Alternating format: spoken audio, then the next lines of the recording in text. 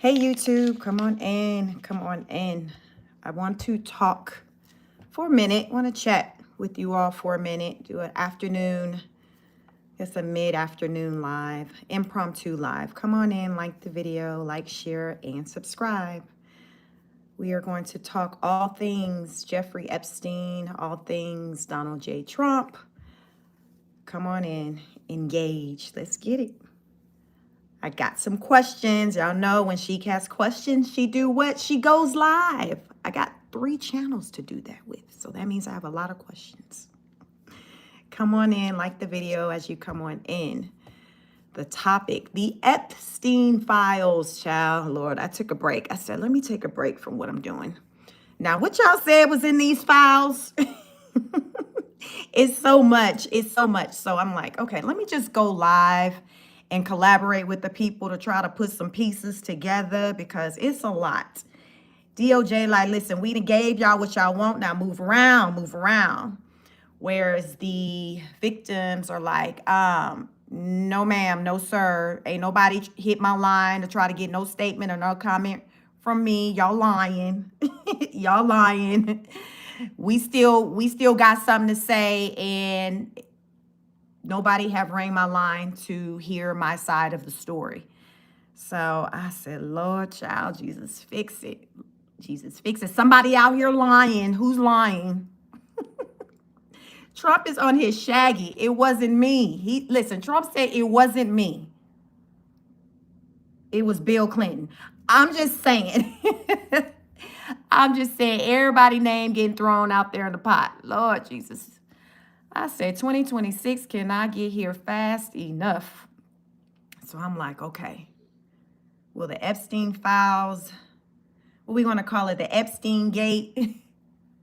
Will it get left in 2025? That's the question. Will the Epstein Gate get left in 2025?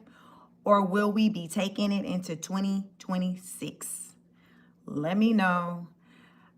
So I've been researching. I started researching this story right before I went live to try to get caught up on like what's going on. So I came across this article on pbs.org. What's up, Justin Brown? How are you? Are you caught up on the Epstein saga? I know it's a lot. It's a big ask. It is a big ask. I'm going to admit I am not caught up on it, but that's all right because after this live, we all going to be caught up together. Y'all let me know what's the tea. What y'all know about these latest files because I know I just heard some woman who said she was a victim. And I guess in them DOJ files, they said they reached out to some folks and she was like, ain't nobody called me. Ain't nobody sent no letter by pigeon in the air. They lying. They lying. Them folks ain't called nobody. They lying. So I said, oh my, let me go out here and see what had happened. So I came across this article on pbs.org and I'm going to look at, it's called it's titled Latest Epstein Document Release Includes Multiple Trump Mentions. So we're going to get into it. I don't know. Y'all let me know how you feeling about all of this. Let me know how you feeling about all this. So the article says that the U.S. the U.S. Justice Department has released tens of thousands more documents related to Jeffrey Epstein. A trench that included multiple mentions of President Donald Trump, but added very little information to the long anticipated public file on the late financier and convicted ex-offender, yours truly, Jeffrey Epstein. So apparently new files have been released, but people are like, but they wasn't saying nothing. Like they were like, it was a lot of redacted information, a lot of black pages. Most of the information was information that had already been put out there. So they were like, it really wasn't nothing. They playing with us. They playing in our face, Sheik. They playing in our face. So people are like, yo, they playing. So I'm like, all right, then let me look and see what these people released because a lot of people are not happy with what was put out there. So let me see. We're going to see something today. The release of the most voluminous so far and comes after a massive public campaign for transparency into the U.S. government Epstein investigation. Many of the mentions of Trump in the case came from the news clippings, though it includes an email from a prosecutor pointing out the flights that Trump took on the Epstein private jet during the 1990s. So, hey, what's up? Just say when. We are here. We are talking all things Donald J. Trump, Jeffrey Epstein, the Epstein Files. New documents have come out. They all up in this man business. Like this man listen, I don't know if the man somewhere is in a grave or he somewhere sitting on an island, but he is not here with us. But while he's wherever he is, we still up in his business trying to see what had happened. So according to these recent docs that came out, there were many mentions of Trump on the flights to the Epstein Island. Epstein called his plane the Lolita. The Lolita. How many of you all are familiar with the Lolita? You ever heard of that? That was, I believe, what Epstein called his private plane. So it said that Trump was on that plane multiple times during the 1990s. The two men were friends for years before a falling out. Trump has not been accused of any wrongdoings in the connection of the Epstein Files. So I'm going to put that there. But this article on pbs.org, this is what it says. Listen, this man has not been accused of anything in connection with the Epstein Files. The Justice Department issued a statement that some documents contains untrue and sensationalist claims about Trump made shortly before the 2020 election. Trump said, listen, I don't know that man. I don't like that man like that. He came to Mar-a-Lago one time. He was acting gross. Basically, we kicked him off we kicked him out and he just was asked to not come back. So how many of you all are familiar with, I think his name is Michael Wolff. He's a journalist. He writes books. He's a writer. And he's put out a lot of information about Donald J. Trump. Y'all familiar with Michael Wolff? Because before Jeffrey Epstein unalived himself allegedly while in police custody, Michael Wolff had been having sit-down interviews, private interviews with Jeffrey Epstein.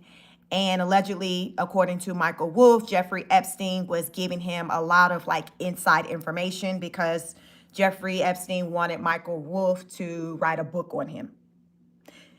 Michael Wolff was like, I was not interested, but he insisted that he would have a lot of information that I would want to hear. So he was like, I entertained it. All right, well, why not? So during these meetings, he said that he learned a lot of interesting information about Donald Trump and his relationship with Jeffrey Epstein. I've talked about it before on my channel.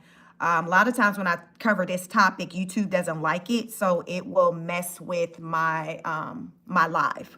So just be mindful of that. If things start glitching, things like that, they don't like for me to talk about Jeffrey Epstein over here. But y'all know me, I'm going to do what I'm going to do.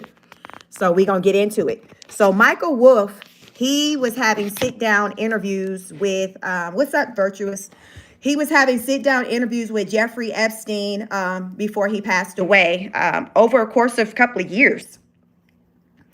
And during these interviews, and you all can find this, Google Michael Wolff, I believe that's his name. He's a bald-head white guy, and he's done some interviews, and he's just talked about his conversations or meetings that he had with Jeffrey Epstein.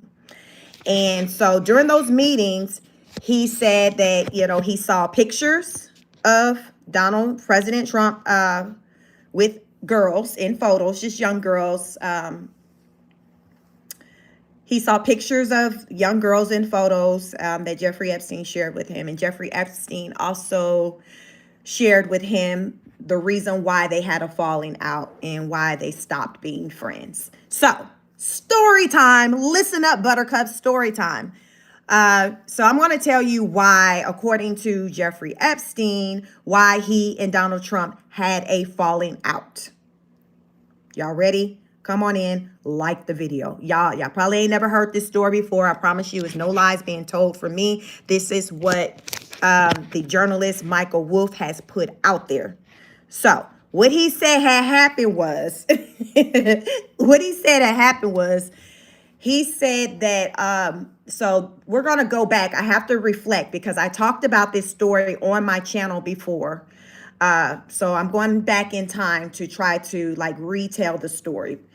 But during the course of the time when he was interviewing Jeffrey Epstein, Jeffrey said that earlier in, I think this would have been maybe early 2000s, maybe around 2005-ish. This is when Jeffrey and Donald Trump would have been kind of BFFs, running hard together. What's up, Dr. J? He was like, during that time, they were cool. Y'all remember like Jeffrey, the first time when Jeffrey got rolled up on and they hit him with some charges for inappropriate activity and things like that. And then he ended up getting let out. Y'all remember that? This is like early, like 2000s. So this is the first time them folks rolled up on him.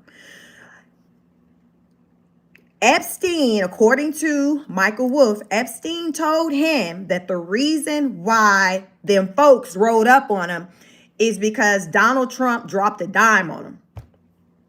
He said Donald Trump told the police on him. Donald Trump told the police on him after they had this falling out. So the falling out. According to journalist Michael Wolff, he said Epstein told him that he had purchased a home in Florida. He had let me just say that. Let me take it backtrack. I don't want to say purchase. He put a bid on a home in Florida. He put a bid on a home in Florida. It had a pool. And Trump and him, they were friends at the time. And y'all, everybody know Trump got his start. Everybody knows Trump history. His roots is real estate. His daddy was in real estate. That's his thing. So Epstein was like, yo, okay, I got some questions centered around this deal, this pool. Let me hit up my boy, Donald Trump. Y'all come on in here and like the video. Story time.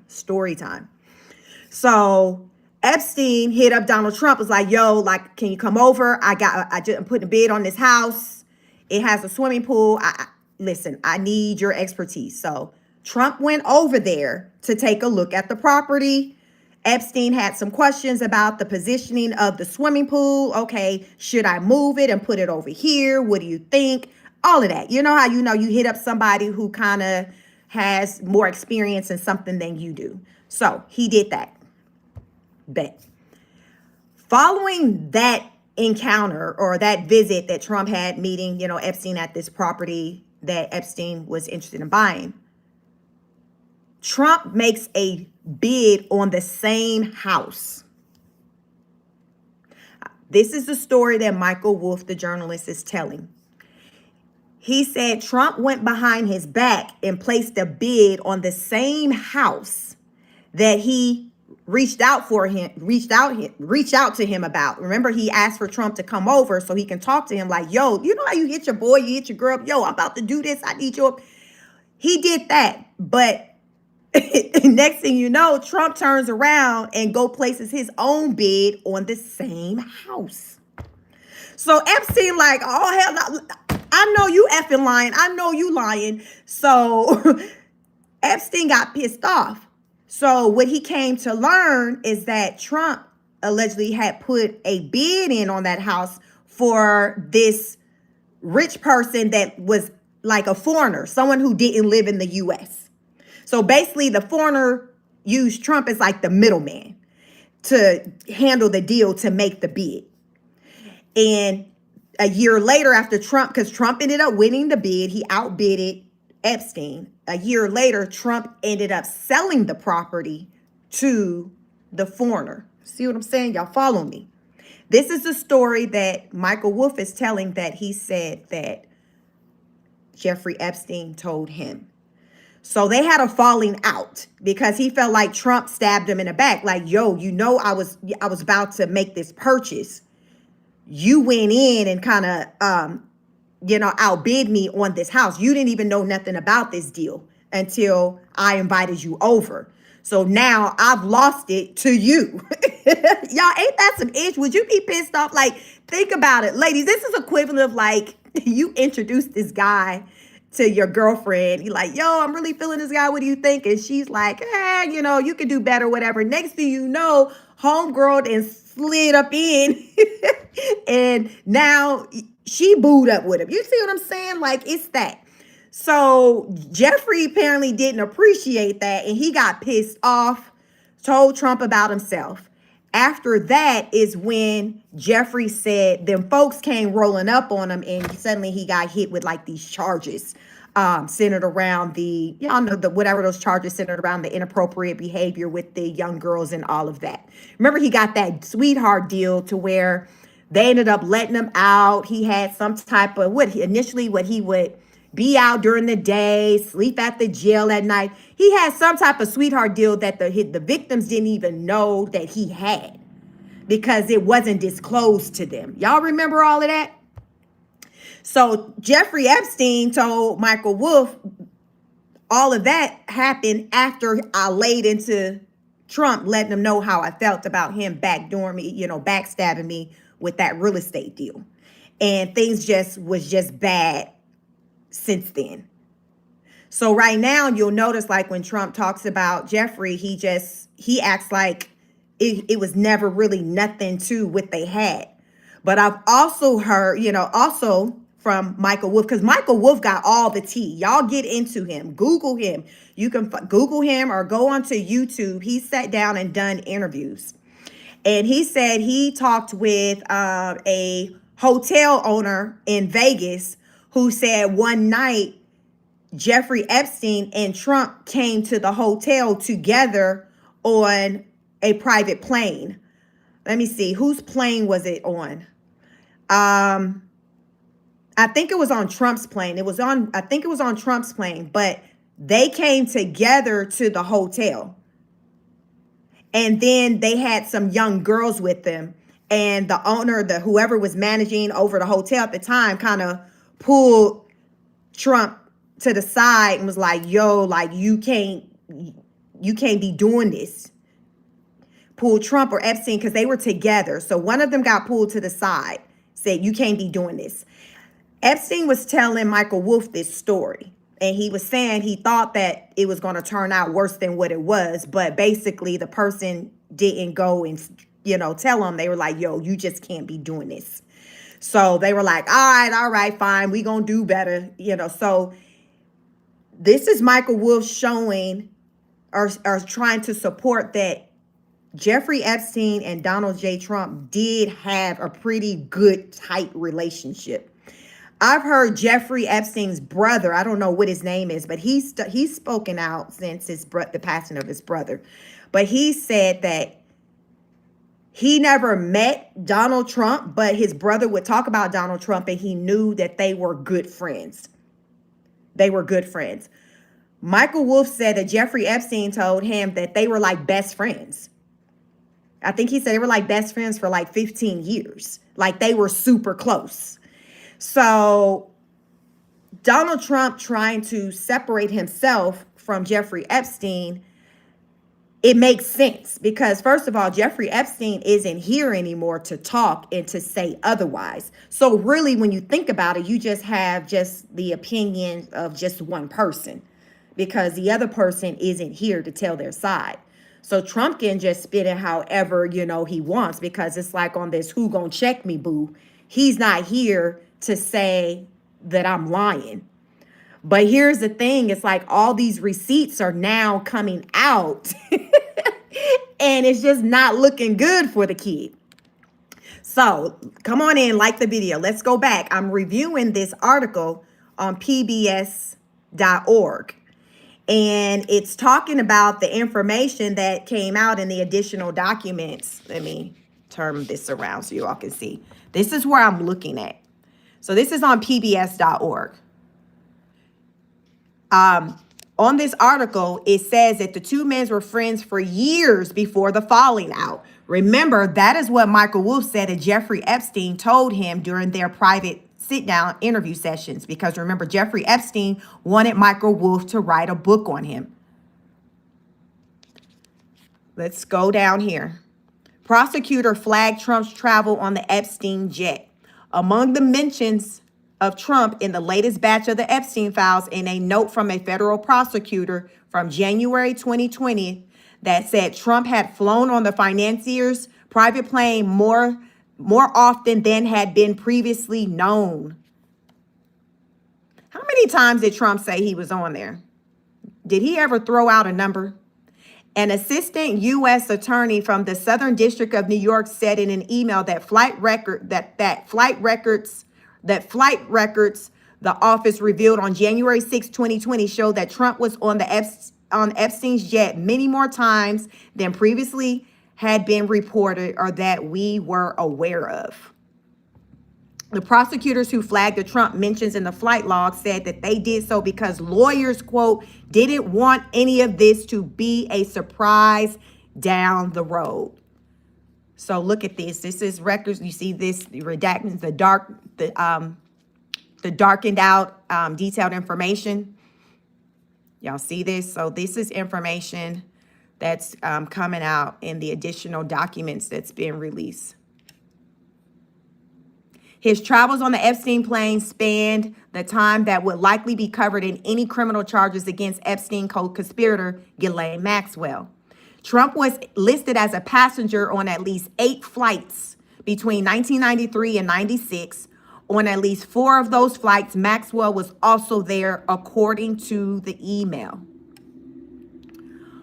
On one of those 8 flights in 1993, Trump and Epstein were the only 2 passengers listed in the flight logs. My. On another flight, the 3 passengers listed in records are Epstein, Trump, and a redacted individual who was 20 years old at the time. 2 other flights included 2 women whose names were redacted in follow-up emails, identified as potential witnesses in a Maxwell case. Several additional Trump tips on Epstein's plane had been previously disclosed during the Maxwell's criminal proceedings. So this is a picture of Trump, President Trump, and Ghislaine Maxwell. As for comment about the email, the White House pointed to a Justice Department statement saying Monday's release contained unfounded and false claims against the president submitted to the FBI shortly before the 2020 election, but they were nevertheless being released for full transparency. The Justice Department specifically raised questions about the validity of a document mentioning Trump that was styled as a letter from Epstein to Larry Nassar, the sports doctor convicted of essaying Olympic athletes. Y'all remember him? Y'all remember when that happened? I remember listening to some of the girls, the gymnasts, the Olympic gymnasts, talk about their experiences with this doctor. In particular, Simone Biles. She's the U.S. Olympian, the young black girl lady. She's, Simone's probably around 30 now, probably. But I remember listening to her story about like the abuse and things like that. Y'all remember? So Larry Nassar, he was a sports doctor, and he was convicted of essaying the Olympic athletes. The department pointed out that it was processed 3 days after Epstein's death. So this is a letter right now that's in question. You all see this letter. So this is information that's a part of the newest files.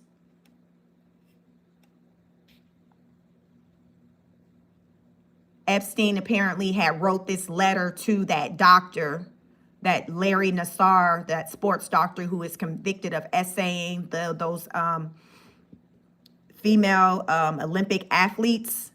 I remember the gymnasts in particular. I don't know if it was any other people who were victims of his, but I remember Simone Biles specifically her telling her story. But there were some other ones I remember, but her name is the name that sticks out to me as one of the survivors of that predator. Trump calls the files a distraction. Trump complained that the files were a distraction from the work he and other Republicans are doing for the country. Speaking during an unrelated event at Mar-a-Lago home in Palm Beach, Florida on Monday, the president blamed Democrats and some Republicans for the controversy. Quote, what's this whole thing? What this whole thing is with Epstein is a way of trying to deflect from the tremendous success that the Republican Party has. End quote. So that's what Trump said. He said it's all a deflection. Do you believe all of this is a deflection? Because this deflection been here all 2025. I believe the Epstein story is like the biggest story of 2025. Y'all know how at the end of the year, they'll do like some of these television programs, or they'll do like the biggest stories for the year. And it'll start from like smallest story to highest story. Like I personally feel like I feel like this one is like the biggest story of 2025. Y'all let me know, in the comments if y'all feel this is the biggest story, or what story you feel trumps this story. He also expressed frustration about the famous people shown in Epstein photos released by the Justice Department. People who he said may not have known him, but ended up in the shot anyway. Sorry. Let's see where we left off. Yeah, y'all come on in here, like this video. We getting all up into the business today. Hold on, try to level this thing out. Quote, you probably have pictures of being exposed of other people. You probably have pictures being exposed of other people that innocently met Jeffrey Epstein many years ago. And they're, highly respected bankers and lawyers and others, Trump said. So Trump's like, listen, just because you have photos with people with Jeffrey Epstein, it does not mean that these people automatically were a part of any funny business. Now, I agree with that statement. You really don't know what somebody's doing behind closed doors or in their private time. So I do believe that. I do believe that. But here's my thing. I think in this situation, numbers make a difference. So if you're someone and you were seeing let's just say there were like 10 plus photos found of you with this person. This, to me, that just shows that you had a relationship with this person. So when you have a relationship with someone, you basically know how a person moves. Like, just think about anybody you have a relationship with. Why do you have a relationship with them? What do you know about them? You're not just to have a relationship with someone. There's some commonality somewhere. There's some level of interest somewhere where there's your life and their life intertwined. Y'all see what I'm saying? So I feel like when it comes to Jeffrey Epstein, if it was like one photo, maybe two, I think you can get a way of saying, I didn't know what type of time this man was on. But if there's like, you're getting into like double digit numbers of photos being with a person, miss me with that. So let's carry on with this article. You all, I'm reviewing pbs.org if you are wanting to know where I'm getting this information from. So this is an article that was put out here today, December 23rd, 2025. Other high-profile people shown in the files. Well-known people shown in the files include former President Clinton, yours truly, the late pop star Michael Jackson, and the singer Diana Ross. Lord Jesus. The mere inclusion of someone's name or images in the files from the investigation does not apply wrongdoing. Y'all, let me know in the comments, what are your thoughts with seeing Michael Jackson? I don't know if y'all, maybe we can try to find a picture with Michael Jackson. I saw that picture with Michael, Diana Ross, and it was Michael, Diana Ross, and was it Bill? I saw that picture. I saw it today. Somebody I was listening to showed the picture. I was like, say it ain't so. The latest release also includes files that put the UK's former Prince Andrew back in the headlines. Among those documents is correspondence between Maxwell and someone who signs off with the initial A. Who y'all think that is? Who got the initial A? Who got the initial A? Let me try to find something. Let me see if I can pull up that picture with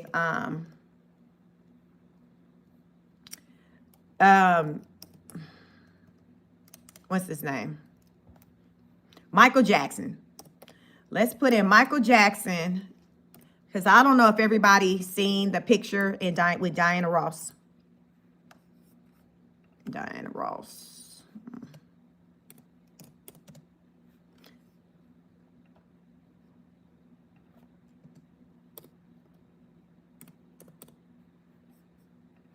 Let me see if we can find it.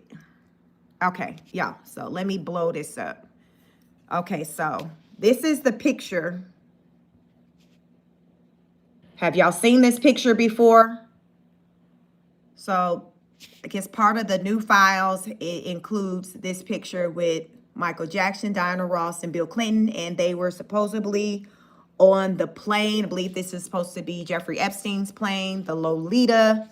So let's get back to this article. So just want to, Exhibit A. Exhibit A. Speaking of A, there was somebody in the documents with the correspondence between Maxwell and someone who signs off with the initial A. Who do y'all think that is? I don't know. Look at this. This is an email. Let me see. Let's zoom in on this. Let me try to see what it says. It says, from the invisible man to G. Maxwell. So this email was dated March 3rd, 2022. All right. So then on March 3rd, 2002. So, okay. So in what I'm showing you, the first email, because it's small, I don't know if you can see it, but if you all go to pbs.org and just type in latest pbs.org, you'll see it. But if you Google like the latest updates centered around the Epstein Files, this is where I'm looking at. But this email is dated March 3rd, 2002, and it's from Ghislaine Maxwell, and it's sent to the invisible man. I don't know who the invisible man is. So in this email, it says, thought you would like to see what I sent. Have a great time. So down below, where you see all these words underneath the G and X, it says, I just gave Andrew your, I guess A is Andrew. Remember I was saying, y'all, who the heck is A? So I guess that's Andrew. I just gave Andrew your telephone number. He is interested in seeing the Nazca, Nazca lines. He can ride, but it is not his favorite sport, i.e. pass on horses. Some sightseeing, some two legend sightseeing. Read intelligent, pretty fun, and from good families. And he will be very happy. I know I can rely on you to show him a wonderful time, and that you will only introduce him to friends that you can trust and they rely on to be friendly and discreet fun. Y'all, what's discreet fun? What's discreet fun? He does not want to read about any trip in the papers, whom or what he saw. Call me if you have any questions. Otherwise, you can expect a very English-sounding gentleman on the phone to call you up and say hi. I told him it would be best if he made his plans directly with you. The only part that I am jealous about is that he will get to see you and that he will be in Peru and have you as his tour guide for a day. Bezos GX, I guess that's for Ghislaine Maxwell. So this is an email where she's kind of facilitating plans between Prince Andrew and someone. Who the someone is, I don't know, but she's facilitating some type of physical interaction between him and somebody. And she's specifying that it needs to be discreet, because that man said he don't want his business out there on the streets like it is right now in 2025. In 2002, that man was like, listen, I don't want my business all in these streets in the years to come. And my, here we are, business all out there. All in the streets, in the dirt, in the gutter. Yeah. The email exchange includes other references that suggest Maxwell's correspondent may be Andrew. He did not immediately respond to a request for comment. Y'all, that lady, y'all remember that lady? She was one of the alleged victims, and she passed away earlier this year. I can't think of her name right now, but she ended up passing away. They say that she offed herself, but many people don't believe that was true because she was preparing to put out a book. Well, I remember in the documentary I seen maybe about 3 years ago on Netflix. Did you all see that where it talked about the Epstein situation? She showed, there was a picture being shown of her as a young girl. I think she maybe was around 20, and she was standing beside Andrew. I remember that picture. Y'all remember that picture? Virginia. Thank you, Valerie. Yes, Virginia. Virginia had a picture of herself standing next to Andrew, and they were at something being hosted by Epstein. She was at an event, a house, Epstein's house, whatever. It was something that was put on by Epstein, but Andrew was in the picture. The August 2001 email from someone identified only as the Invisible Man said he is, quote unquote, up here in Balmoral summer camp for the royal family, end quote. An apparent reference to the Scottish estate where the royal family have traditionally taken their late summer holidays. Remember that's the person. A writes, "How's LA? Question mark. Have you found me some new inappropriate friends?" Sir, I'm gonna need for you to govern yourself accordingly. What you mean inappropriate friends? What type of time you on? See, it's the type of time he was on back in 2001. For y'all to think that these people are on any type of time that is anything other than that today in 2025, you got life twisted. The writer says he has left, quote, the RN, and refers to the challenges of looking after, quote, the girls. Andrew retired from the Royal Navy in 2001 and has 2 daughters. So let's get back to this. Here's this other email. So this is also, again, from the Invisible Man. Who do y'all think the Invisible Man is? Y'all think the Invisible Man is Epstein? Because we seen an email. We already see Ghislaine. Like, Ghislaine was bold enough to have her name attached to her email. But the from person, the Invisible Man, there isn't a name attached to it. So who's the Invisible Man? Unless, if we go back, was the Invisible Man, was that Andrew? Let me see. Let me go back to this one up here when she sent. Yeah, it may be I just gave Andrew your phone number. So no, and the Invisible Man wouldn't be Andrew, because up here in this email is from the Invisible Man, and Ghislaine is talking to the Invisible Man saying, I just gave Andrew your phone number. So the Invisible Man isn't Andrew. I'm thinking is Epstein. Y'all let me know. You think the Invisible Man was Jeffrey Epstein? All right, where I leave off. Okay, let's go back to this email right here. So from the Invisible Man to Ghislaine Maxwell, this is August 16, 2001. So you all, this is going back to when Trump and Epstein were still cool. This was before that alleged fallout that Michael Wolff talked about, that I talked about earlier on in this live. This email reads, I am up here in Balmoral summer camp for the royal family. Activities take place all day, and I am totally exhausted at the end of each day. The girls are completely shattered, and I will have to give them an early night today, and it is getting tiring splitting them up all the time.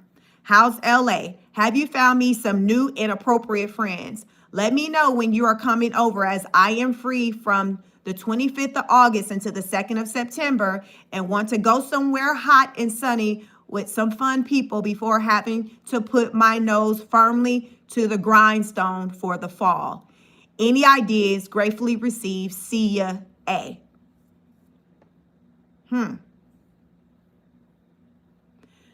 So let's go back down here. It says Andrew, one of King Charles III's younger brothers, was stripped of the right to be called a prince and his other royal titles and honors in October amid continued publicity about his links to the Epstein and the concerns about the potential damage to the rest of the royal family. He is now known as Andrew Mountbatten Windsor. So the thing that I've seen that people have shown concern is they see that in other countries, just because I've seen and I've reported on it, like other countries, if your name was tied to Jeffrey Epstein, they've just been stripping these people of like their positions, their titles, because they're like, listen, it doesn't look good. It's the optics. We can't have you up here trying to represent for our country, for our people, and you caught up in some foolishness. But in the US, that, as you see, that's not how we operate, at least not with the current administration. So even though President Trump has gotten caught up in some things, it hasn't impacted his position. He's still been able to hold office. Y'all see what I'm saying? And a lot of people feel like the way his name is caught up in this mess, it's on a deeper level than the people in the other countries who've been removed from their positions. So they're like, why is that? But it just goes to show how we move over here in the US versus how other countries, how people in other countries move. Interesting, I know. So Andrew has repeatedly denied committing any crimes, including having sex with Virginia Goffrey. That's the one I was talking about, who allegedly offed herself. But y'all remember, she had like a book coming out. So like, make it make sense. But we gonna move on. Who allegedly she was trafficked by Epstein and had sex with Andrew when she was 17. So I told you I've seen a picture of her with Andrew. So she may have been that at 17 when I know that y'all might have seen that picture. Let me see, y'all. Hold on. Let me see if I can bring up that picture out there with her and Andrew, because it should be still out there. Let me see. I remember seeing it in the Netflix. Y'all let me know. Did y'all see that Netflix special with Jeffrey Epstein? Did y'all see that? I seen it some years ago. And Andrew. Prince Andrew photo. All right. I'm going to show y'all. So this is the picture that I'm talking about. So this is Virginia when she was with Andrew. So according to what this article I'm reading on the pbs.org, she's saying she started having dealings. She started having dealings with Andrew when she was 17. So likely that, you know, that picture, she may have been 17 in that picture. Woosah. Y'all come on in here. I know it's heavy. The biggest information dump yet. Let's see. Trump tried for months to keep the record sealed before relenting to political pressure, including from fellow Republicans, though he eventually signed a bill mandating the release of most of the Justice Department's files on Epstein. Monday's release was the biggest dump yet, including nearly 30,000 more pages. The data released by the law's Friday deadline contained a fraction of that amount, mostly photos taken during FBI searches of Epstein homes. So of the Epstein home. So remember I talked about the journalist Michael Wolff. I started this live out talking about Michael Wolff. Michael Wolff said when he would meet with Epstein, right before Epstein passed away, he was meeting with Epstein before Epstein was like arrested. He would meet with him because Epstein wanted him to like write a book about him. Something. He said he really wasn't interested, but Epstein was like, listen, I got a lot of tea for you. I mean, it will behoove you to come over here and listen to these stories. So Michael Wolff was like, all right, then I got time today, cuz. So he would go and he saw pictures, and some of the pictures he said he saw was of Trump with young girls. He saw most, and he said the pictures would be kept in like a safe. And at the time when he was doing these sit-down interviews, these pictures had not come out. So he was like, you know, when asked, hey, do you think the police or whoever, FBI, they have the pictures? He was like, I would think they would, because every time I would go to Epstein's house, he would go to the same safe and pull out the photos. So I guess he would go pull the pictures out and then put them back in the safe and lock the safe up. So if they raided Epstein's house, it would make sense to him and to me that they would confiscate the safe and whatever in the safe. You know what I'm saying? So apparently there was a lot of photos taken from Epstein's home. So those pictures that Michael Wolff talked about, it would make sense that the FBI would have these pictures in their custody. So as you see, these are pictures that the FBI has that they got from Epstein's house. All right. Let me scroll down. All right. It says the new cache includes new clippings, emails, and surveillance videos from the New York jail where Epstein was held before taking his own life in 2019, much of which was already in the public domain. So it's saying that a lot of the information that came out in these files, like that, the basically DOJ was like required or forced to release by what, Friday? They were like, it wasn't really anything new. Like they was just playing.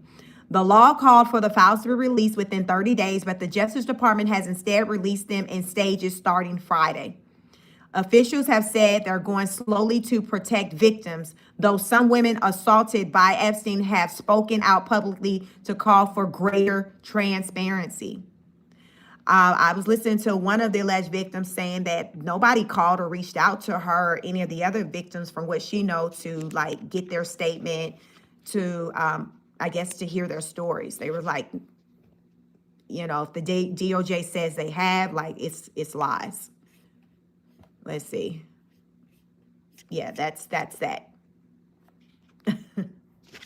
It's a lot. It's full. I'm gonna get to some of your comments, see what you have to say about all of this. You all like the video. It's a lot of just information that's coming out centered around this situation.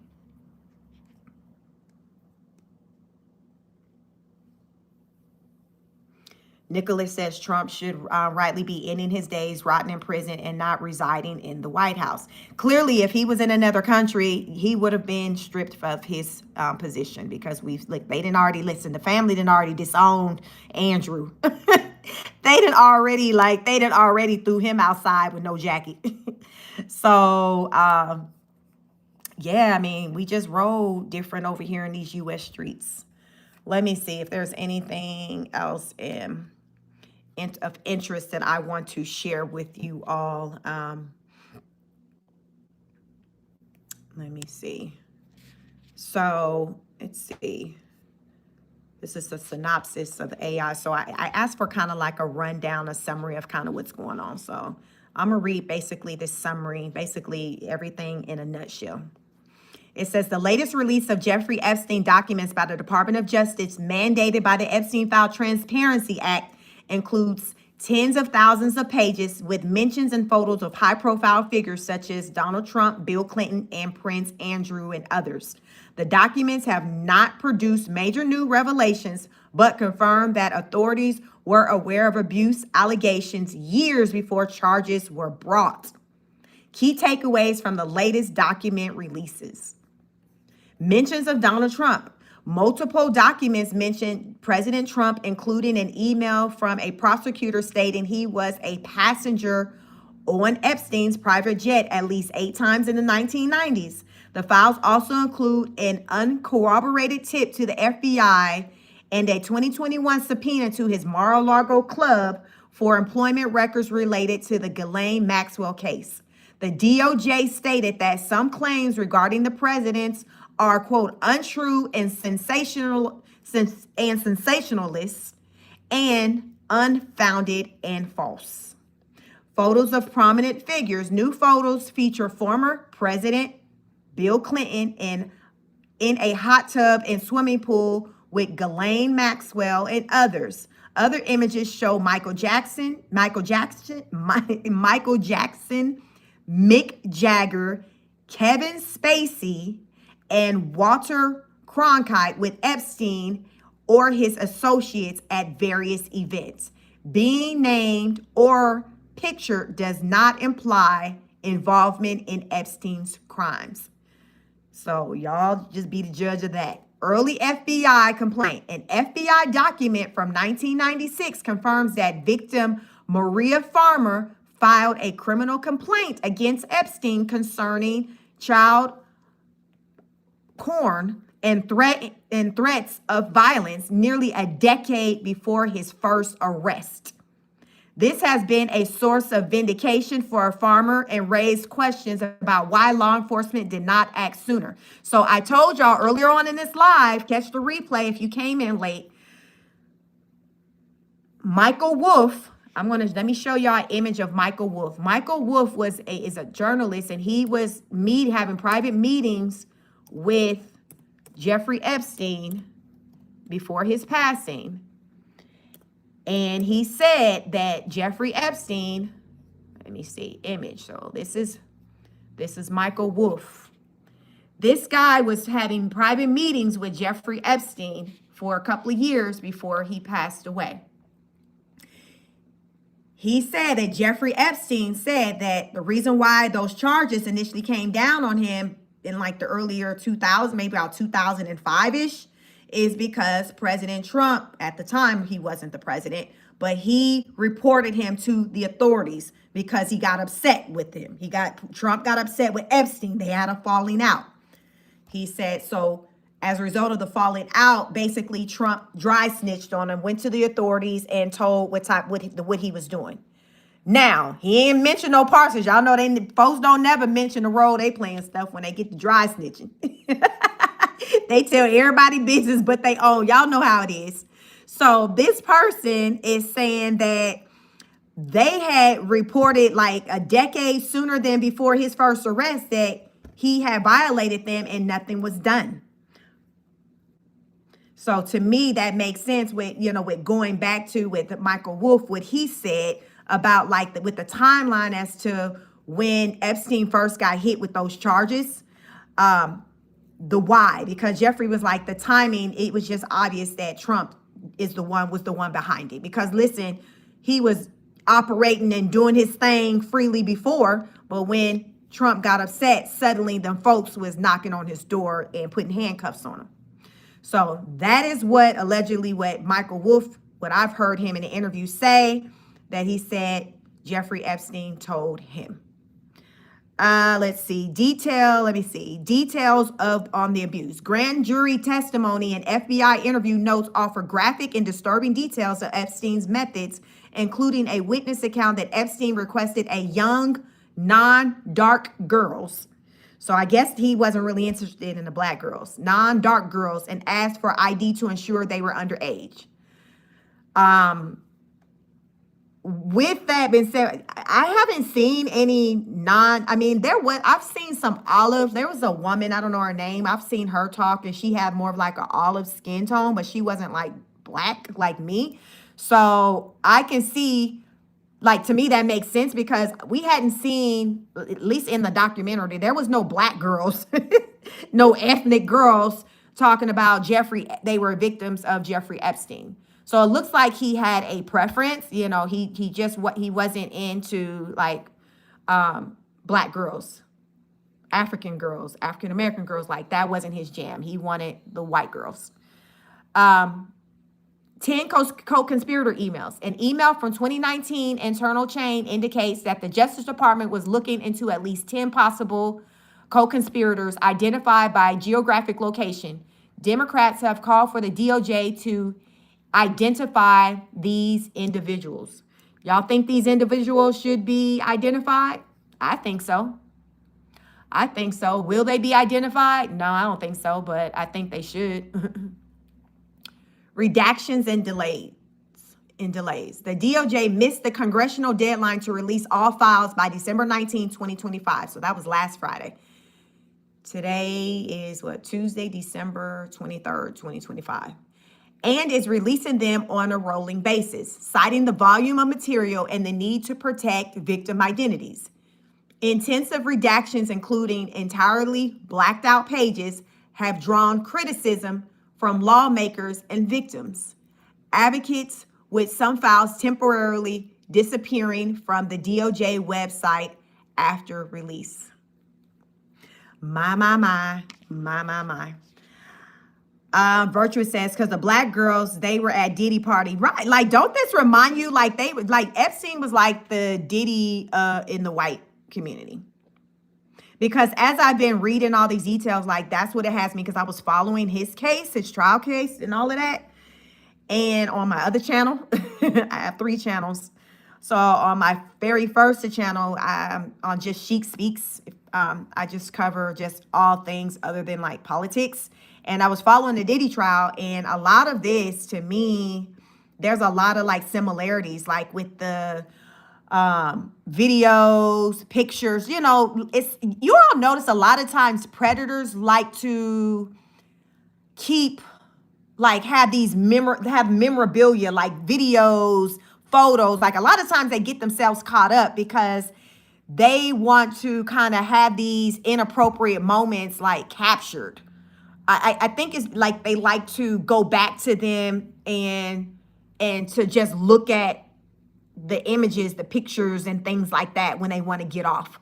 But at the same time, when they get caught up and the authorities catch on to it, it's like it's evidence that's used against them, you know? And it's I guess part of the whole sickness where they need to document their inappropriate behavior.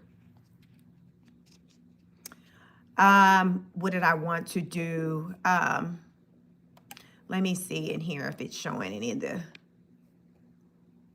of the additional images. What we got in here.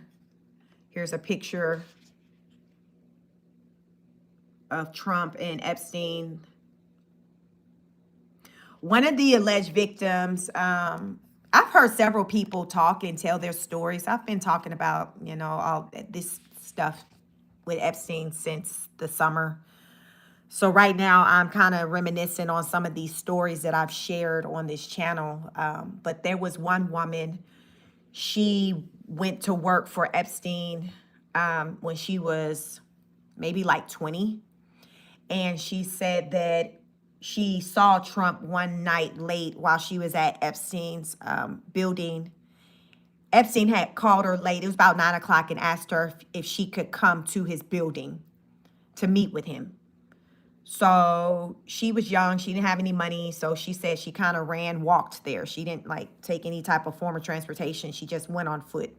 So she got there and she's kind of just, waiting. And Epstein was in the back. And he heard her come in and yelled out to her, hey, I'll be out. You know how you have access to enter into someone's building, home, and they know you're in there and they'll yell out from afar, hey, make yourself comfortable. I'll be out. So she said, she got in the building. Epstein from behind the back, in another room was yelled out, hey, I'll be out there shortly. So while she's waiting in the lobby or whatever, she's just sitting there. She says she's just sitting on the floor. Because remember, she's 20. So think about, a kid. I have a 20-year-old. I have a 20-year-old son. Just think about a kid. She's a young girl. She's just sitting on the floor, back against the wall, I'm picturing. She's just chilling, waiting for her boss, to come out or whatever. Because she was trying to line up. It was like an internship type gig, just trying to do. So at this point, she was like, nothing inappropriate had happened or nothing, anything with her and Epstein or whatever. It was just, he was kind of like an employer or whatever. So she's waiting for him, and she says that Trump walks into the building. And so she says Trump is just kind of looking at her she just felt uncomfortable with how he was looking at her. She was like, it was just creepy. So she made a grimace, a face to him, and kind of made a noise like you growl. Remember, keep in mind, she was 20. So then she said Epstein walks out from the back and then immediately says to Trump, oh, she's not here for you. She said, I always stood out to her. And then Trump just laughed. And then Epstein walks Trump to the back and takes him behind a door into another room. And she said she never knew what was behind that door. But Epstein had told Trump, hey, she's not here for you, and guided him to wherever he needed to go. And she said she heard Trump say, oh, I thought she was 16. So this is a story that a woman is putting out there. So just think about what this means. Why would he make that comment? He was like, oh, I thought she was 16.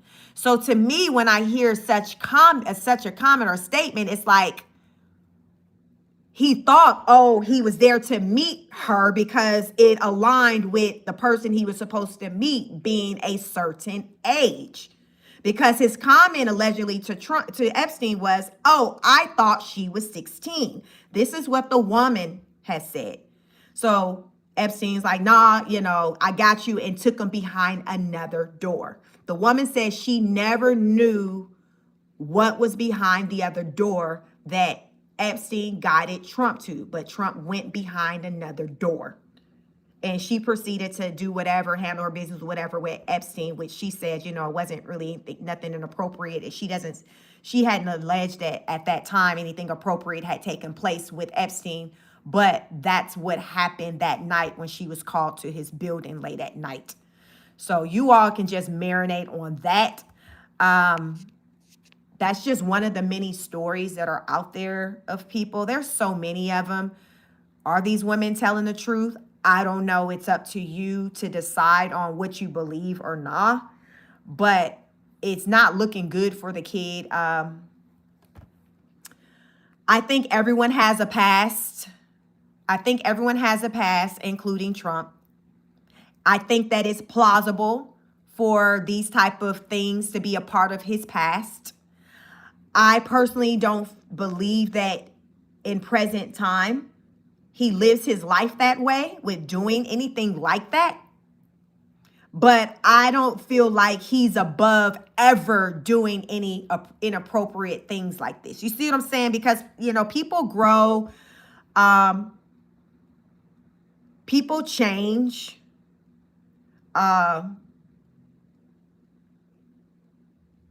And you can't underestimate what the people are capable of.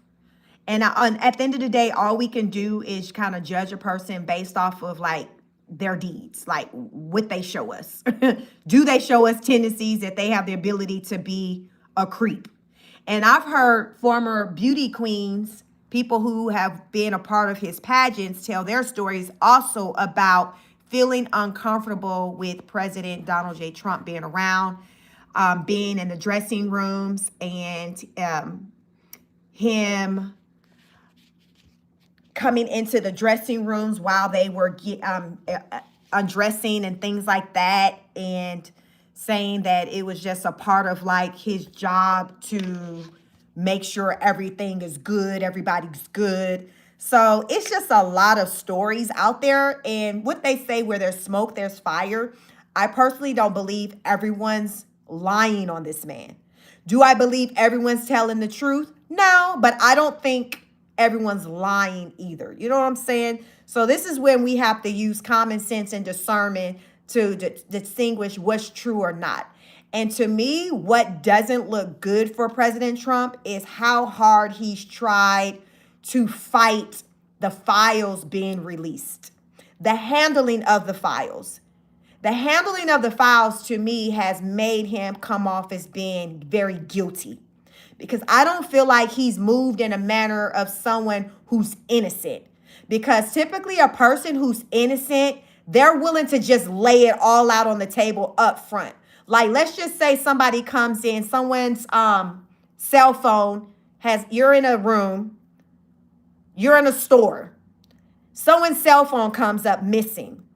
And then their son who's like, yo, this person's cell phone's missing. We got to lock the doors. We're not letting anybody out. We need to search everybody. We want to see the inside of your purse because this person's cell phone is missing. To me, a person who is not guilty is going to be like, bet, I ain't got their phone here. I got places to go. So here, check me first. You know what I'm saying? Clear me first because I got to go pick up my kid at the school. And unless you're trying to put something on that late fee, you will want to open up these doors and let me out. So here, what you want to see here, here's my purse. Here, check my backpack. Let me take off my shoes. How about that? You see how it's a difference between how someone who's innocent moves versus someone who's guilty? A lot of times a person who's guilty is on some type of, well, I ain't got to show you nothing. You know what I'm saying? It's no different than say you're pulled over by a police officer and they're wanting to see your ID. A lot of times, how many of you been pulled over by a police officer? You feel like you didn't do anything different. I mean, anything wrong, incorrect. But the police officer is questioning you. So you're answering their questions. You're showing your ID. You're doing whatever they want you to do. Why? Because you're innocent. You have not done anything wrong. You know what people who are guilty do? They drive off. Sometimes the police officers be still hanging in a window, feet dangling. Y'all, we done seen plenty of stories like that. Y'all know how guilty people move. They just gonna act reckless. And then be on the, I ain't do nothing. But it's like, but the way you responded, it's as though you did. So you just made things that much worse because you responded like a guilty person, sir, ma'am. So I feel like Trump has responded like a guilty person when it has come to these Epstein files. So even if he is innocent, that's not how he's responded. He hasn't moved in a way in which of an innocent person. And that's why a lot of people, even his own party, they're like, yo, like if you ain't got nothing to hide, I think that is what the split between him and Marjorie Taylor Greene was rooted in. She was just like, yo, like if you didn't do nothing, produce this, that, and the third. That woman she got daughters, like she got girls. So she's a mom. She's like, well, yo, if you ain't got nothing to hide, show your hand. But he was on some type of time. Oh, well, I don't need to show my hand. Remember? That's the guilty, the way he was moving. It was like that of somebody who's guilty. And so it just didn't look good. So finally he got to a point to where he's like, all right, I'm going to show y'all something. But it's been like this piecemeal, like little crumbs, this and that. So he's still moving like he's guilty. And it's just like, sir, who are you consulting with? So it has me to really believe that there's really something to see. Because remember earlier this year in February, Pam Bondi, Attorney General Pam Bondi, was saying, hey, we got the files. I got them on my desk. I'm going to release them. But she never did. And then I think it was, what's the guy over the Tesla? He was like, well, the reasons why, his name, they drew a blank. The reason why the files weren't released, he's saying, is because Elon Musk. Elon Musk said the reason why Pam didn't release the files is because Trump's name was in them. And it made sense to me because she had went out, and went in before the cameras and went in front of the press, had these fake folders saying the information was in the folders, gave them to, social media content creators and was like, y'all, here it is. Y'all take this out, take this to the people. And come to find out, she later was like, well, I didn't say that, or I meant this. Y'all misunderstood, all of that. And it's just like, ma'am, stop it, I say. Stop it. Stop playing. You are playing on people's intelligence. And so Elon Musk was like, yo, the reason why she couldn't release it is because Trump was in it. And it made sense to me. Because I feel like when she spoke on, hey, I'm going to do this and that, it was before she saw the files, before she seen the names in them. And when she saw the names in them, it was high profile names in them. And she was like, dang, I can't release this. Just like I just read to you all as I was looking on the internet on Google, how it talked about there was at least 10 individuals under investigation as potential co-conspirators, but the names haven't been released. Do you think the names will be released? I don't think the names will be released, because what I've come to learn or to really understand more so than ever during this current administration is that the higher you are, the less likely any type of repercussions for any of your shenanigans is going to take place. Like look at Letitia Adams. Was that, no, her last name not Adams. Y'all remember she was the mayor. Was she the mayor? No, attorney general. She the attorney general. I think she's a New York attorney general. Letitia, remember those charges and everything was dropped. She had those charges dealing with fraud, where she had put on her loan paperwork that Letitia James, thank you, Blake, thank you, Letitia James, once those charges and everything went away for her, that's what really solidified to me that when we hear about these people in high profile positions being named in scandalous things, to me, it's just news headlines. Because I have yet to see where someone in a high position just get dealt with, especially, especially if there's somebody who, I'm not going to say that last part. I just haven't seen I think the last high profile person I've seen dealt with was, I live in Atlanta, Metro Atlanta, so I'm in Georgia. Mayor Campbell, our Mayor Campbell, he got dealt with some, I can't remember what type of charges he got hit with, but he did some jail time and things like that. There was, is it Mayor for what, Detroit, Kwame Kilpatrick, was that his last name? He got dealt with. Again, these are black people, but Letitia James is black too. So when there has been someone who's in a high position being dealt with, they've pretty much kind of looked like me. But y'all, as of late, we ain't even being dealt with. Everybody in a high position is getting the exempt. It's just headline news. It's just for the headlines.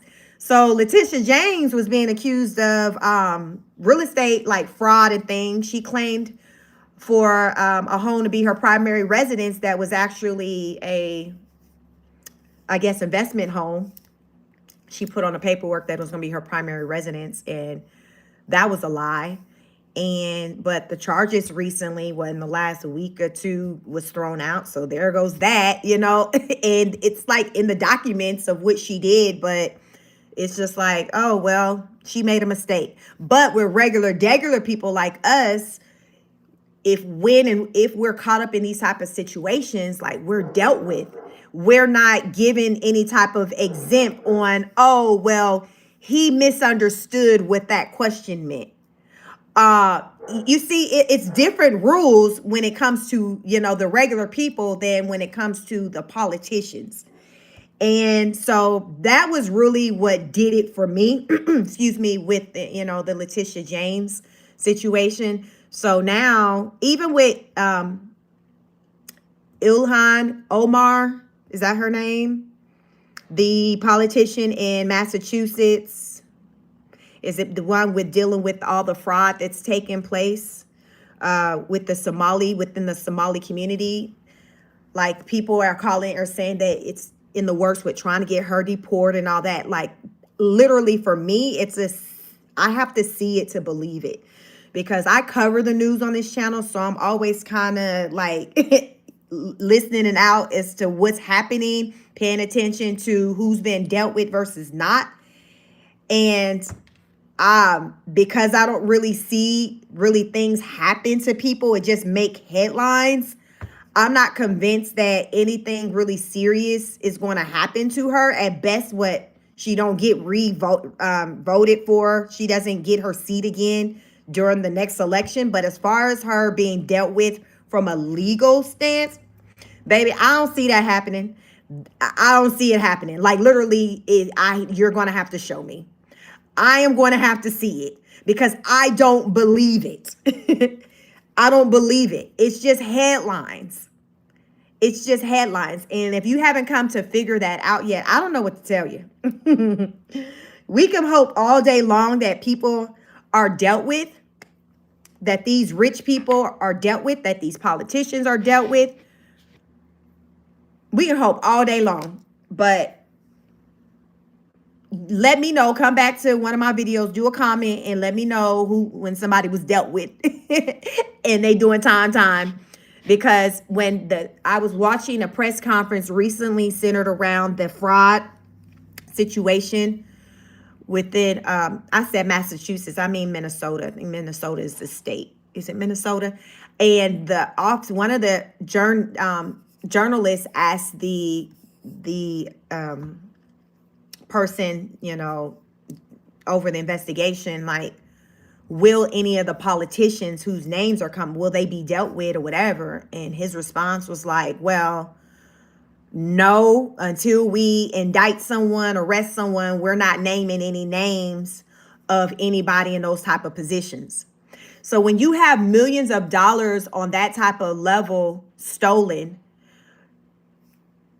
how do you defraud a state on that type of level without people in high places playing a part in it? Like, really think about it. Like, how, Sway? Like, how? You have to have people sign off. Like, what you got, you got to have your paper. There's people that got to put their signatures on things, cut the check, sign the check. How are you doing that without people in the highest seats in that state not being aware of it, especially when you got that type of money going out the door. So to think that it's only regular people, low people, Somali people who are guilty of anything, like, that's crazy work. That, like, really think about it. It doesn't make sense. Let me go to that because I wasn't planning to talk about that story in this live. That's probably like a whole nother live, but I didn't do a Car Chronicles this week because I am home. I'm not in the office. This is the week of the Christmas break for the holidays. So I decided not going to the office. So I didn't do a Car Chronicle. But it's like billions of dollars that the state has been defrauded, but there's no big names that has been said where a person who's in a high position have been charged of anything. Like, y'all, make it make sense. Let me see. Friday, Minnesota. Let me see. Is it Minnesota? Let me see.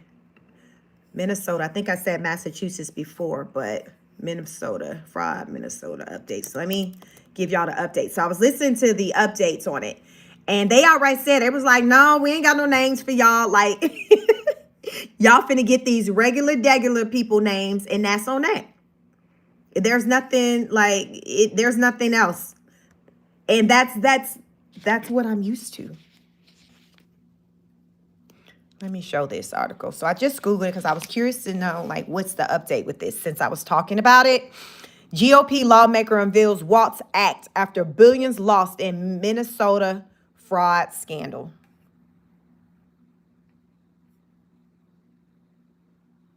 Let's see what it says.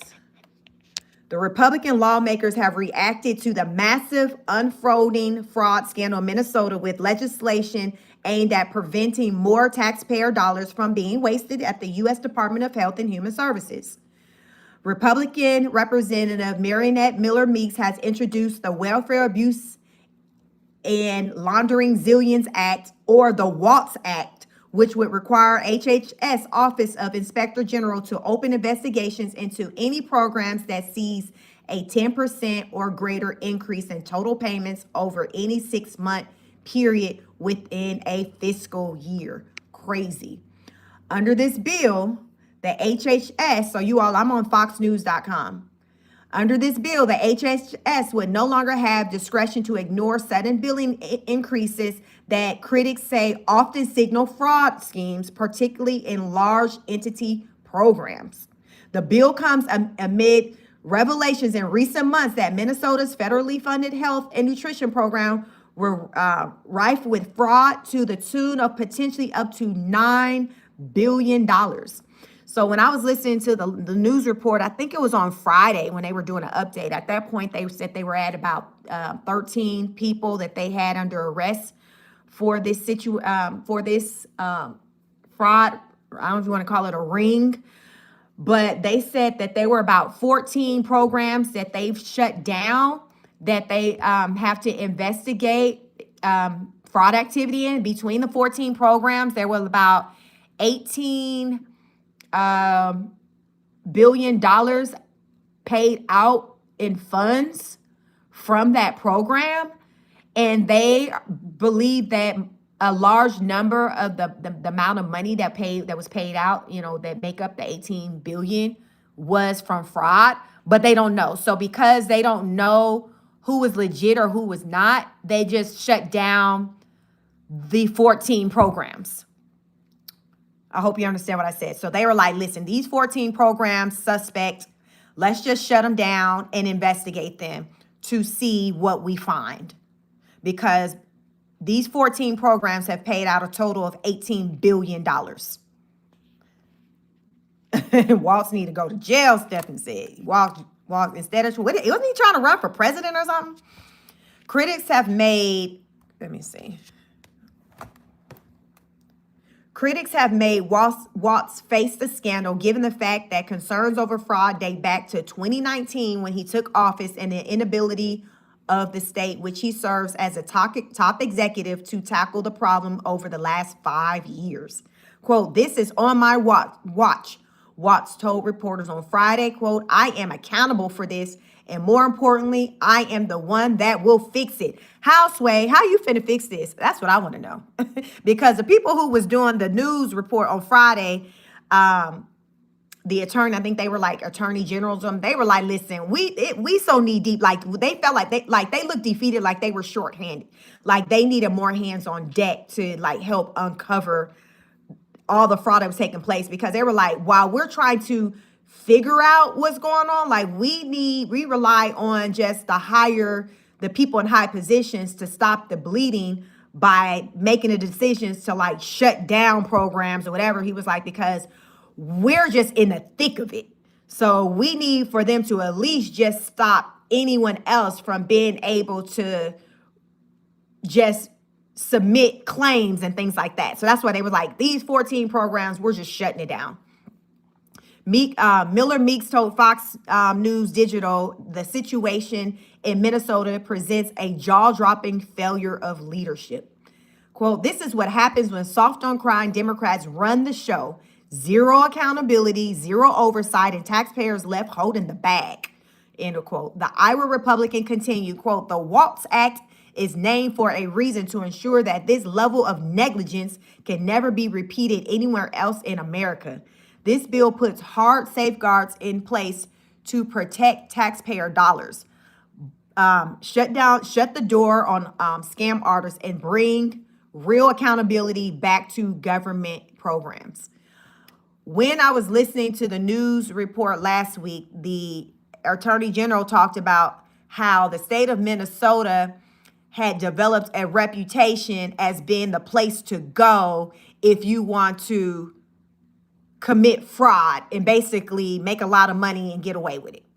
So some of the people who they'd arrested were like from like other states. So they would come to Minnesota, set up these fake businesses, then go back home to their state and file claims from home electronically, and then just wait for the deposits to hit their account. Like that's how simple it was.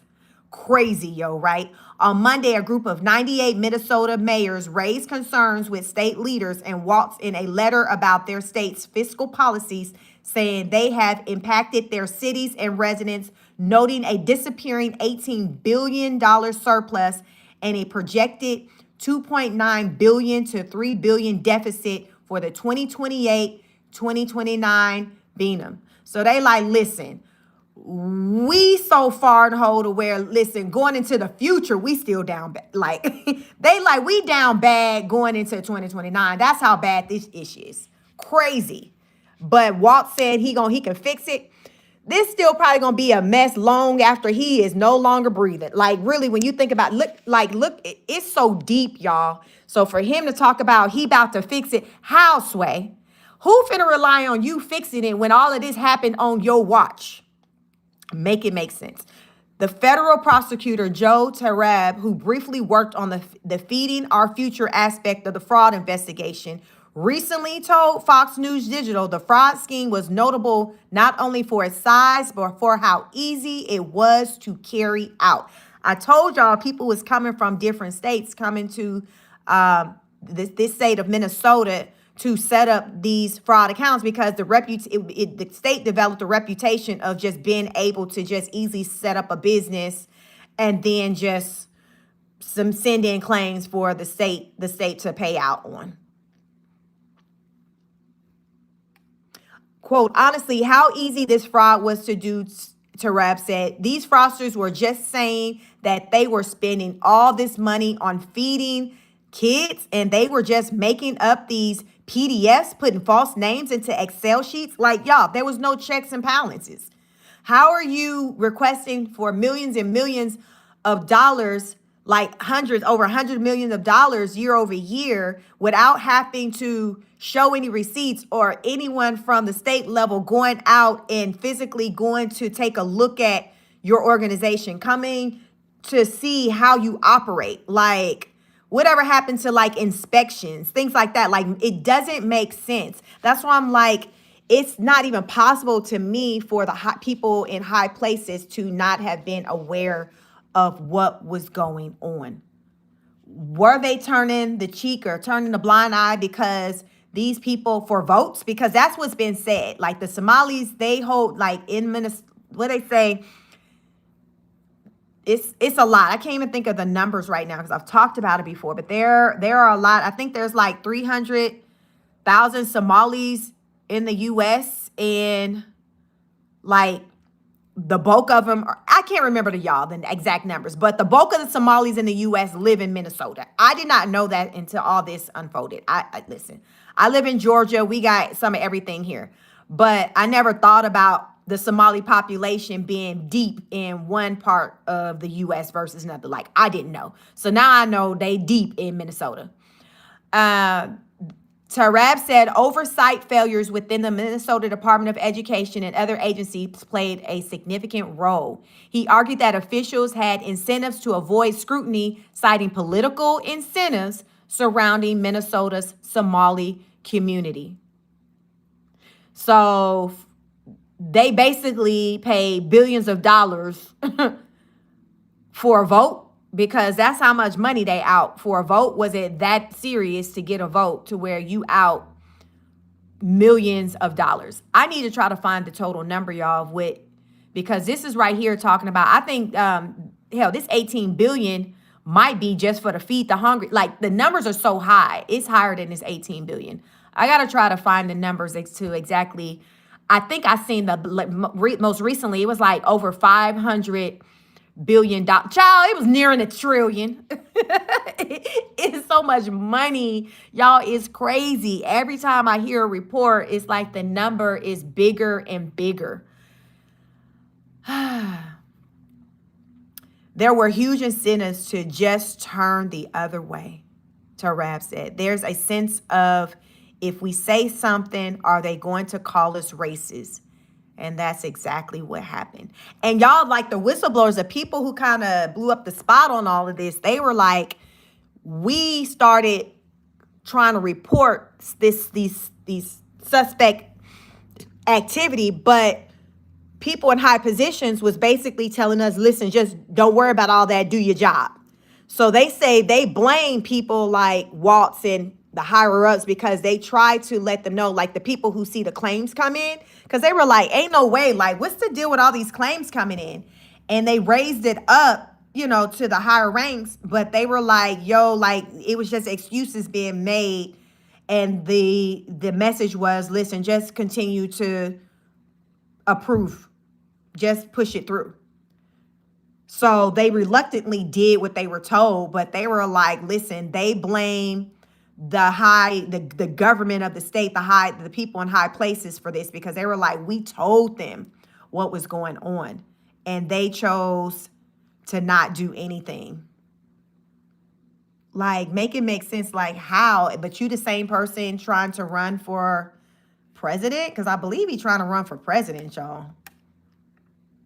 So I hope now that's just a pipe dream after all this, because if he think that he even gonna make the ballot, then I don't know, he more delusional than what I already believe he is, because ain't no way. Let me see if I can drill down to the amount of numbers fraud. Let me see.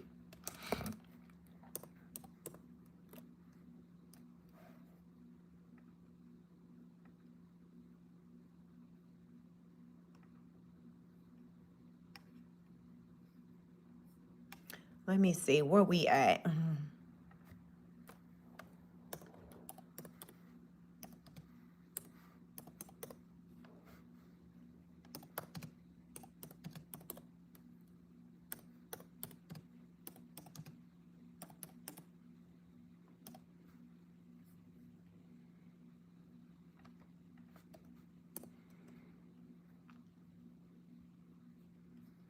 Okay, so. All right, so this is what it's saying. I typed in, I want to know, like, what we looking at as far as the amount of fraud. There's no single total amount for all of Minnesota fraud in 2025 yet, but investigations reveal massive figures, like an estimate of $9 billion potentially lost across 14 state programs, with half tied to fraud. Massive pandemic relief fraud, $250 million plus in feeding our future, and growing Medicaid fraud. with significant concerns in areas like integrated community supports, the ICS payments, showing explosive fraud-ridden growth through late 2025. Y'all, even they were so bad to where they even had developed, like, had this program centered around autistic kids, and one of the programs that turned out to be a whole fraud, they were saying that they started this organization that would help kids with autism. So, the people in the Somali community that was, managing this program, they were like, okay, we need funds for people in the Somali community who are battling with autism and all of that. So what they did was they went out into the community, talked to families, and told the families, listen, if you allow for us to document your child having autism, we'll give you a kickback, throw you a few dollars or whatever. So there were families that signed up for the hustle and was like, yo, all right, then I'll give you my child's information, whatever, so you can document that they have autism, and you can get money for that, and then you can in turn give me something, pay me a few dollars or whatever. Crazy, right? It was just this is the type of stuff that was taking place in Minnesota. Can't make it up. It's the type of place that was taking place. The type of stuff that was taking place. And as the investigation continues, it's just getting worse and worse. Yeah, so Minnesota as a state is definitely down bad. Illhan Omar, should she be deported? I think she definitely needs to be removed from her position. And if there's an option for her to be deported, I think that need to be explored. Because I feel like if you are over here, even if you are over here legally, but if you're caught doing wrongful things, egregious things, I think that a punishment should be you lose. I mean, I think it's a privilege to be able to have citizenship someplace other than your home. So I think that if you do some wrongful things in another person's country where you're residing, I think that it only is right and makes sense for them to have the ability to say, hey, you can no longer be here. You can no longer be here because of this. You're breaking these rules. Like, what? Ben said it's simple. Anyone committing fraud needs to be held accountable no matter what party. I agree, but we're clearly that's not what we're seeing happen.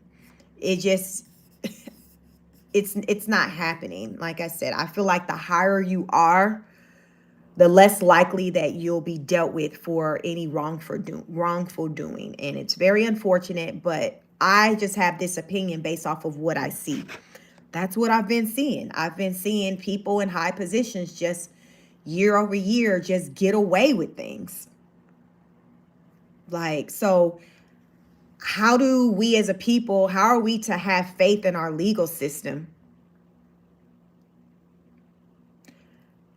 How are we to have faith in our legal system when we see people in high positions breaking the law and simply getting away with it?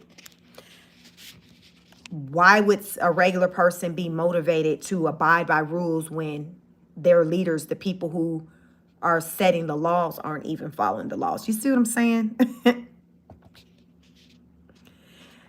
So right now, I just know I don't personally believe anything's going to happen, but there is conversations centered around deporting Illhan. As of right now, yes, she's a legal citizen, but they're trying to explore some type of way to get her up on out of here. But I personally don't think it's going to happen. I think it's headlines. She's someone who I consider in a high position. So when you're in a high position, you just make headlines. You might get embarrassed, but that's basically it. That's as deep as it gets.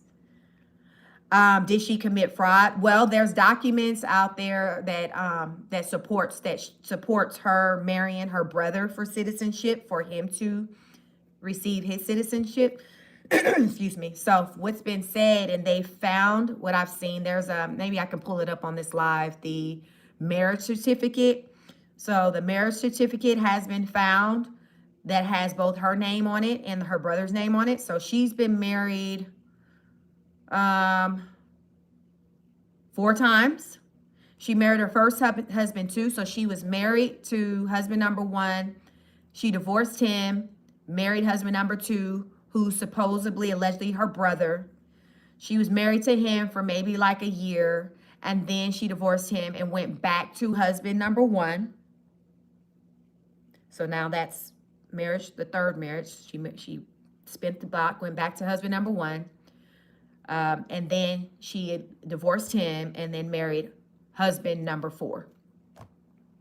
Technically, he's husband number 3, but 4th marriage. He's husband number 3, but the 4th marriage, because she married the first husband twice. So the fraud that's being committed was her marrying the brother for citizenship. And there's, like I said, let me see if I can find it. There's the wedding, let me see. Illhan, the marriage certificate, Illhan Omar. Let me see if I can find the marriage certificate. But there's a marriage certificate going around that the marriage license that I've been seeing. Let me see if I can pull it up. Okay, let me show you. So this is the marriage certificate that's been going around. So if you can see it, but you can Google Illhan Omar marriage certificate. So this is what's been going around that's saying, I guess this was the marriage certificate on file, and she married her brother for him to get citizenship. So she just stayed married long enough for him to, get over here and get good. And then she went back to husband number 1. Illhan Omar was married to her brother as per marital record. So that's where the fraud comes in.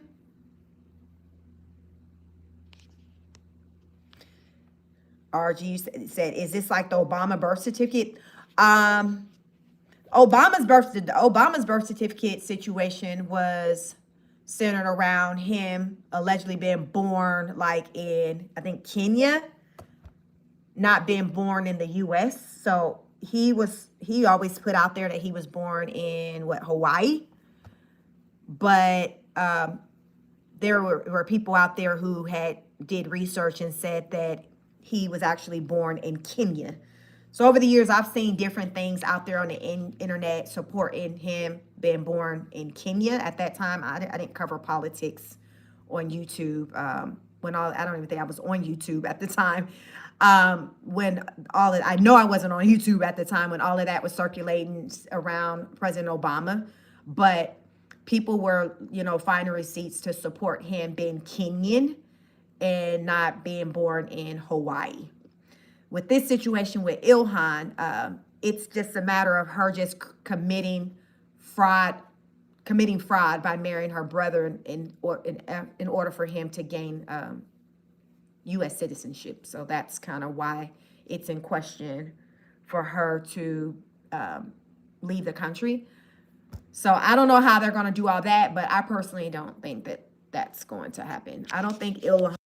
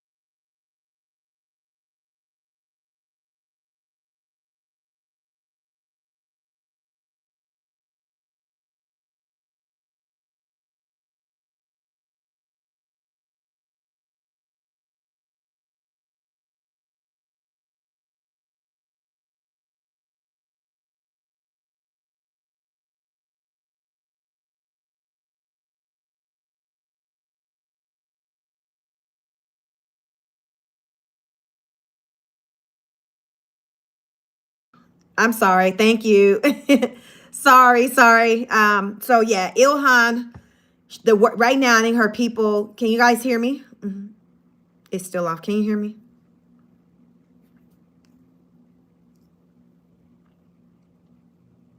Can you all hear me? Okay, thank you. So I think the worst case that's going to happen with Ilhan is that her people will just not vote her back in. As as in the Congress, they'll just be like, nah, we need somebody else. But her just being removed from the U.S., I don't think that's going to happen. No matter how much people may feel like she should or want her to, I don't think it's going to happen. But it's just definitely not a good look for her and Waltz. She did recently, she did an interview saying that her son was pulled over by ICE and all of that. So people are saying that she's lying about that because ICE is like, we don't have a record of pulling her over, pulling over her son. So we think, she's just lying, putting that out there for sympathy or whatever. So at this point, these people out here are doing the absolute most. So these politicians, the Times said, do you think we should allow dual citizenship in our Congress? I personally don't have an issue with someone having dual citizenship. But I'm more so here for, if you're not doing right here, then you can lose your citizenship. To me, I feel like having citizenship here, and if it's not like where you're from, it's a luxury. So if you break a law, you do something wrong, I feel like it should be able to be revoked. But as long as you're living right, if you want to have dual citizenship, I don't think there's anything wrong with it. Hey, what's up, Francis? Yeah, so that's my thought on that. There's a lot of people who have dual citizenship, a lot of people who, are multicultural, like they got all kinds of stuff in their blood. Mama from one place, daddy from one place. So I don't feel like people should have to kind of choose one. But I do feel like if you're doing some wrongful stuff, then it should be able to be revoked. So if you weren't born in the U.S. and you're not living right over here in the U.S. and the U.S. want to revoke your citizenship, I think that they should be able to do so. Simple as that. It's a privilege to be able to be a U.S. citizen if you are not born in the U.S. That is my thoughts on that. So it's a lot going on out here in these political streets. I wanted to come out here and just kind of talk to you all about what I was seeing, since I did not do a Car Chronicles. RG said, I agree. If people took money that they shouldn't have gotten, they should be punished. I believe that too. It's just unfortunately that's not what we see. We don't see that. We don't see that. Definitely not enough. Definitely not enough. We do not see that. And it has people to lose faith in our system here in the U.S. And once you lose the faith of the people, it's hard to get it back. And I think right now, so many people have lost faith in just politics, the legal system.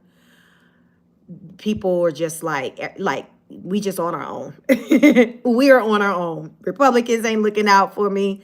Democrats ain't looking out for me. Like, I got to figure out, listen, I'm out here on my own. It's just be between me and the Lord, me and the higher power. And I've been saying that for the last couple of weeks since I came back on YouTube, that there is no one out here to save us. Me, you, wherever. Like, you have to save yourself. And you have to figure out what that is. You have to go within and figure out what it is that you need to do in order to better your situation, and not rely on the government. Because to me, this year, I've seen why one should never rely on the government, especially when it came to this government shutdown. I think that should have been an indicator for many, many people that the government is not something that you want to rely on to have a roof over your head and food on the table. Because what happens when the red and the blue suddenly start beefing? Now you can't eat. You ain't got a roof over your head because funds not being sent over to whoever to tell them that they got you, you know, they going to pay your rent. Like, no, to me, I hope that a takeaway for a lot of people is that we can't depend on government for our survival. We cannot depend on government for our survival. I do not recommend it. Exhibit A, government shutdown for a record length of time. The Tyler said the government shutdown was disgusting. It was. I mean, and then the sad part about it is that the people who were in control with shutting it down were still getting paid. It was that part for me. I feel like, okay, if you're going to shut it down, those who are in control of shutting it down should also not get paid, because it's likely going to be more of an incentive for them to come to a resolution, right? But what were they motivated by if they were still getting paid? You're typically, a lot of times people are motivated. A lot of times people are motivated by money. So when you start playing with their money, then that's when they start, you know, trying to have some type of act right. And I felt like the politicians who were in charge of, you know, deciding on opening up the government, they weren't really motivated by anything. So they were able to drag their feet and have it carry on for the length of time that it was. Dr. J said they should have been the first not to get paid. I agree. But again, to me, I feel like with the U.S., the powers that be, the shot callers, the decision makers, it's like they're exempt from all of the things that we're not. So we have to feel the pressure and the pain. That's why I say they are not out to protect us. You have to protect yourself, do what's best for you. If you don't know what that is, figure it out. Figure it out. Seek out help for someone to help you figure it out, because you cannot be dependent on the government for anything. You cannot. I do not recommend for anyone to do that. So with that being said, I thank each and every one of you for joining in today's live. If you came in late, be a part of the replay gang. Make sure you like, share, and subscribe. I will probably be back sometime this week. It likely will not be a Car Chronicles because I'm not going into the office on tomorrow. What was that? Tomorrow's Christmas Eve. I hope everyone have a wonderful holiday if you do celebrate or acknowledge the holiday. Dr. J said, happy holidays, everyone. Thank you. Thank you, Dr. J. Thank you, Just Say When, Virtuous Woman, all my awesome mods, if you're still in here. And y'all take care of yourselves and one another. Heavy on the taking care of yourself, because listen, nobody got you like you. Nobody got you like you. So always remember that. And I will catch you on the next broadcast. Peace.